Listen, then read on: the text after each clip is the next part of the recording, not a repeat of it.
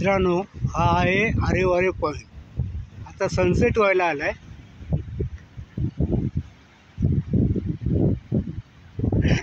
या सुंदर निसर्गरम्य आरेवारे पॉईंटच्या एका बाजूला सुंदर आरे बीच आहे, तर दुसऱ्या बाजूला सुंदर वारे बीच आहे.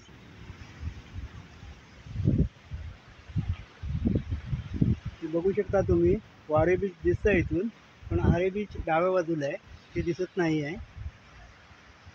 आता सूर्यास्त व्हायची वेळ आलेली आहे आणि आता बघा कसं रंगीबेरंगी सनसेट होणार आहे.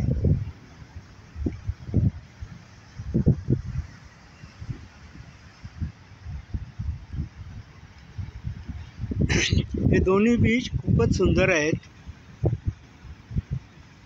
या पॉईंटला डॉल्फिन पॉईंट असेही म्हणतात, कारण कधीकधी इथे डॉल्फिन मासे उड्या मारत असतात. तसेच येथील सूर्यास्तही खूपच आल्हाददायक मनमोहक आहे. इथून संध्याकाळी पक्ष्यांचे थवे जात असतात. सूर्यास्ताच्या वेळी रंगाची उधळण कशी असते ते या दृश्यातून पहा. खूपच मनमोहक, मंत्रमुग्ध करणारा देखावा आहे. मित्रांनो, तुम्ही कोकण ट्रिपला जात असाल तर आरेवारे बीच आवर्जून बघा, डोळ्यांचं पारणं फिटेल.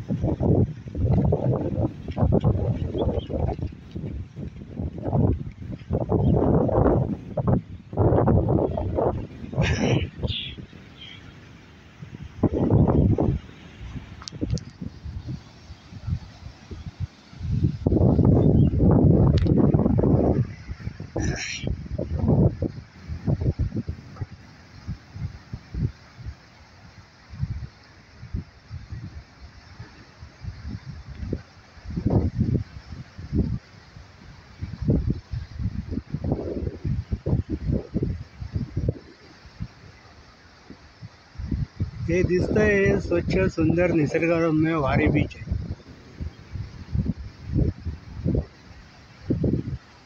हे केतकीचं बन आहे.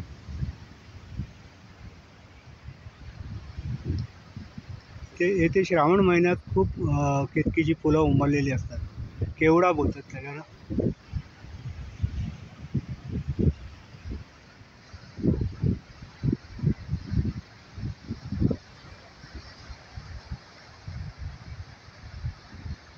इथे काही लोक फिशिंग करताना दिसतात आहे, हुक फिशिंग.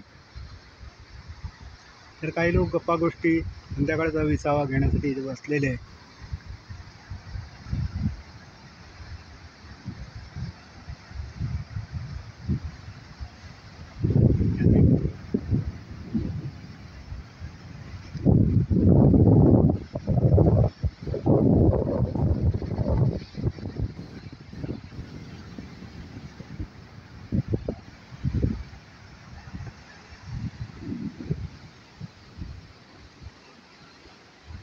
इथे डाव्या बाजूला दिसते ती बामणगळ आहे.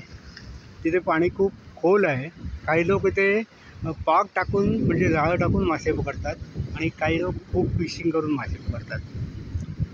या दगडांच्या लाटाने म्हणजे समुद्राच्या लाटाने बघा दगडांची झीज कशी झाली आहे.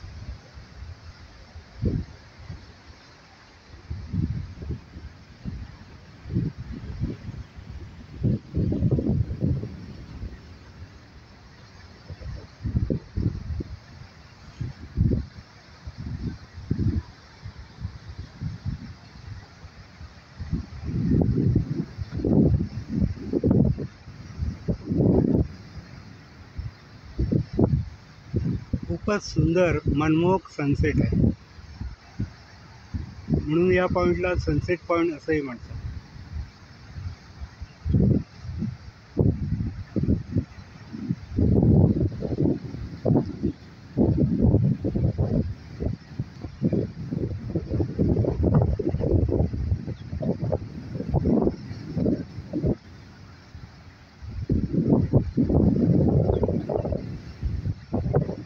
इथून पक्ष्याचे थवे सुद्धा जात असतात कधी.